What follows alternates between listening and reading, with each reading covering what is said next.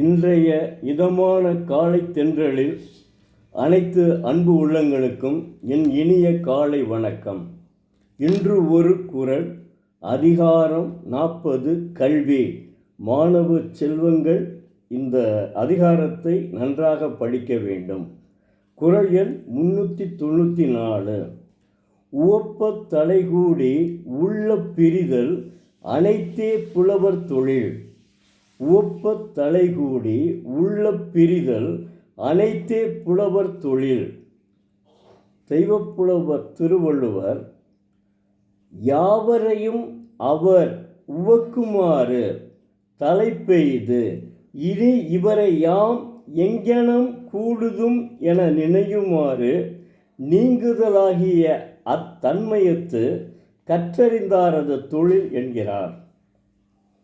அதாவது, கல்லாதவர்களோடு பழகும் பழக்கத்திற்கும் கற்றவர்களோடு பழகும் பழக்கத்திற்கும் சில வேறுபாடுகள் உண்டு.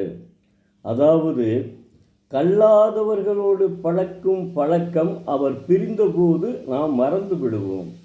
ஆனால் கற்றவர் ஒருவர் நம்மிடம் நன்றாக பழகிவிட்டு அவர் பிரியும் போது நாம் அவரை மறக்க முடியாது.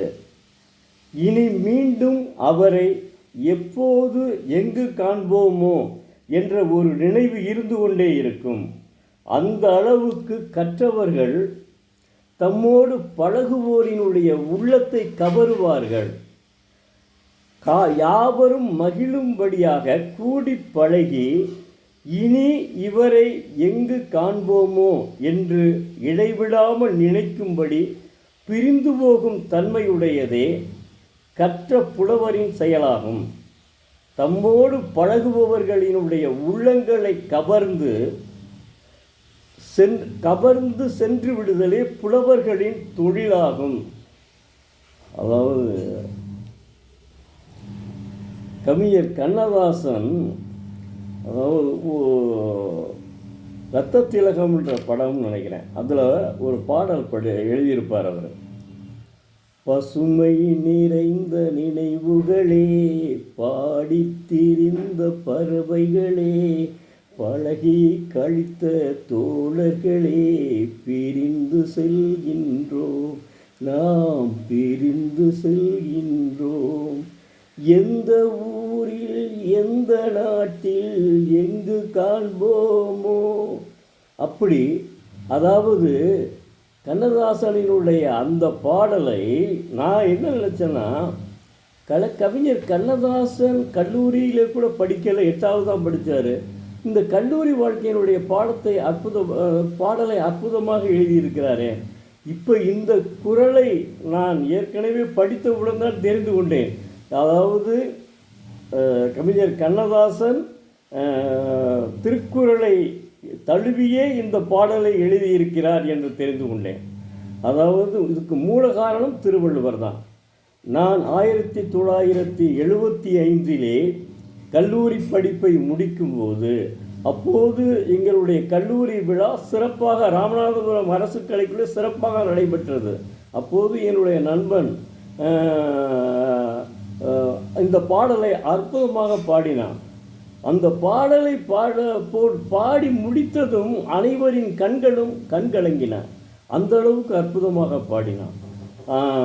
இப்போதுதான் இன்றும் சரி, இன்றும் கல்லூரிகளில் கல்லூரி விழாவில் இந்த பாடல் படித்து கொண்டிருக்கிறது, பாடப்படுகிறது என்பதை மறக்க வேண்டாம்.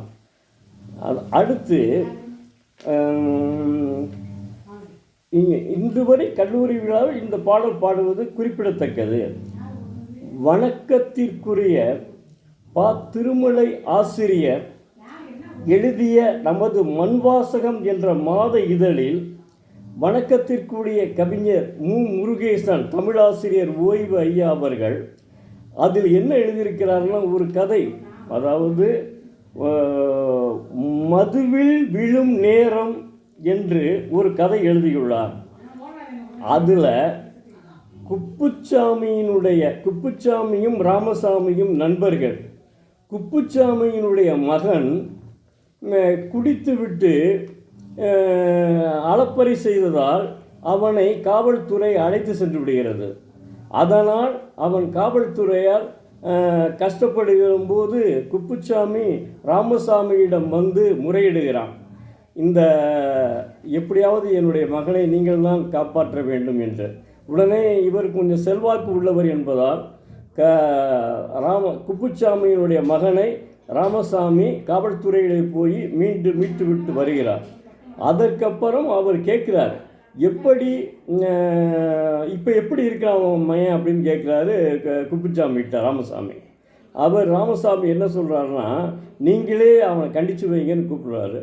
அப்போ தான் தெய்வப்புலவர் திருவள்ளுவரினுடைய குறளை சொல்லி பாருங்கள் எப்படி எழுதியிருக்காரு மக்கள். அதாவது கல் உண்ணாமை என்ற ஒரு அதிகாரமே எழுதியிருக்காரு. அது என்ன இருக்க, உன்னற்க கல்லை உணில் உண்க சான்றோரால் எண்ணப்பட வேண்டாதா. குறள் 922. அறிவை மயக்கும் கல்லை உண்ணாதீர், அப்படி மதுவை குடித்தால் பெரியவர்களால் அவமதிக்கப்படுவீர்கள் என்று வள்ளுவம் சொல்கிறது என்கிறார். அன்றிலிருந்து அவன் மறந்துட்டான், இன்னைக்கு இனிமேல் குடிக்கவே வேணாம் அப்படின்னு சொல்லி மறந்துட்டான். அது அந்த குப்புசாமி ராமசாமிக்கு நன்றி சொல்கிறாரு. எனக்கு சொல்ல வேணாம், அவங்க திருவள்ளுவருக்கு நன்றி சொல்லுங்க அப்படின்னு சொல்கிறாரு. இப்படி திருவள்ளுவர் எல்லாவற்றிலுமே தன்னுடைய கருத்தை புகுத்தியுள்ளாருங்க. எவ்வளோ அற்புதமாக இருக்குது அவருடைய இதை படிக்கையில் பார்த்தீங்களா.